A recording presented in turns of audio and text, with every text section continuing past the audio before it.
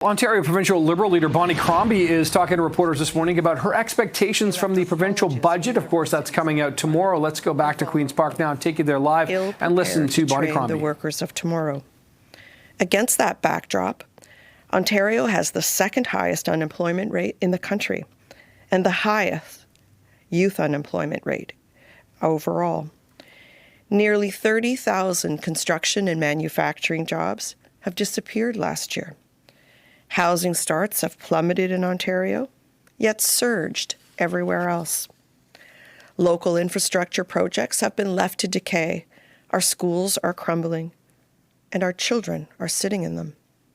Emergency room wait times are up. Surgical diagnostic wait times are up. More people in Ontario don't have access to a family doctor than ever before. How did we get here? For years, Doug Ford devoted his attention to backroom deals, scandals, and unnecessary legal battles. Your tax dollars have been hard at work serving him and serving his friends.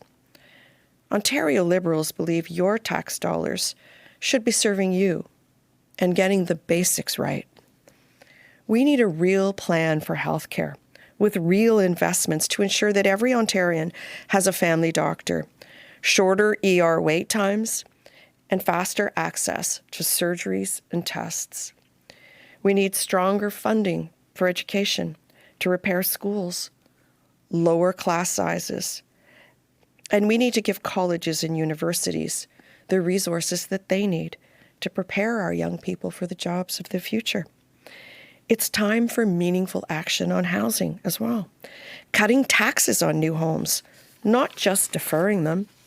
And now, with economic uncertainty causing layoffs, production halts, and a possibility of a recession, we need a plan to protect Ontario jobs and bring people relief.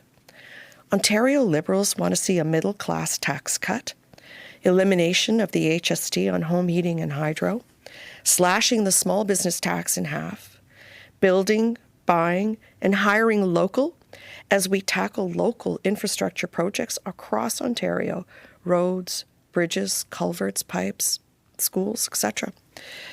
Doug Ford said he would protect Ontario, but so far he only protects his friends and donors. This budget must be a turning point. Doug Ford has a choice to serve the people or to serve his friends. And with that, I'll pass it to Stephanie Bowman to dive into the details of what we're looking at tomorrow. Thank you, Bonnie. Good morning, everyone. You know, during his speech at the Empire Club earlier this week, the finance minister said, "This upcoming budget is one of the most consequential in a generation." And I agree with him, but not just because of the impact of U.S. tariffs. He also said that Ontario is at a crossroads, and I agree with him, but not just because of the impact of U.S. tariffs. This government has left our economy woefully unprepared to face the threat of U.S. tariffs. So I hope what the finance minister meant when he said we're at a crossroads is that his government needs to take a different direction, because the road they've taken us down has been a dead end. We're at a crossroads because the people of Ontario are living with the consequences of 7 years of this Conservative government's mismanagement of the Ontario economy, and we can't afford more of the same. The government is spending more per capita in real dollars than any other government in Ontario history. This budget will very likely show that the government will spend even more. But let's be honest, they're not very good at how they spend our money. Since 2018, Ontario's debt has ballooned by over $100 billion. And yet, what do we have to show for it and this record spending? Crumbling infrastructure, crises in healthcare, housing, homelessness, and more. The economic reality is that we have the second highest unemployment rate in the country. It jumped to 7.8% in April, the highest since 2013. And it's been climbing since June 2022, long before the threat of U.S. tariffs. The government is losing sight of the big picture if they don't acknowledge that a record 690,700 people in Ontario are now unemployed. This government isn't protecting jobs, it's losing them. The toll this is having on workers and families is evident in another important measure of economic prosperity, real GDP per capita. Persistent declines in that over the last few years have reduced this measure by 1%, or roughly $600 per person, since the Conservative government was elected in 2018. It means that Ontario families have seen their standard of living decline under this government. Under the previous Liberal government, real GDP increased by $4,000 per person. Under the previous Liberal government, we created 17,000 manufacturing jobs. This government has created only 7,000. Ontarians aren't asking for miracles from their government, but they would like competence. They need a government that listens to experts, that plans responsibly, that invests in the things that matter: healthcare, education, infrastructure, to create economic growth that will benefit everyone. Let's be clear, the tariff threats from the United States are serious, but Ontario's economy was in trouble and already slowing long before U.S. tariffs. Businesses were struggling with low confidence, with rising costs, and that was contributing to declining productivity growth. Our infrastructure backlog was already ballooning, and it was long before any talk of tariffs that per-student spending began to fall, and our hospitals began to close their ERs. The Conservative government used U.S. tariffs as an excuse for an early, expensive election, and now they're trying to use U.S. tariffs as a scapegoat for their poor economic performance.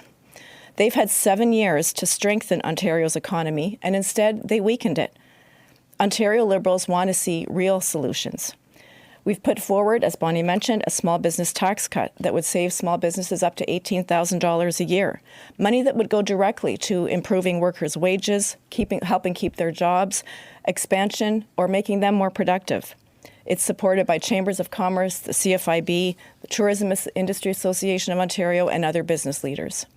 Let's fix the $50 billion infrastructure backlog across this province that the government continues to ignore. In pre-budget consultations, we heard from mayors and business leaders from Kenora to Niagara, and they're pleading for investments in roads, bridges, and wastewater treatment. These aren't luxuries. They're the basic building blocks of our economy, and this government has failed at that. Let's help people struggling with the affordability crisis by reducing income taxes and increasing ODSP. Let's invest in innovation in all sectors, not just EVs, so that our economy, from agriculture to AI, and create a reindustrialization policy that takes Ontario from a laggard to a leader.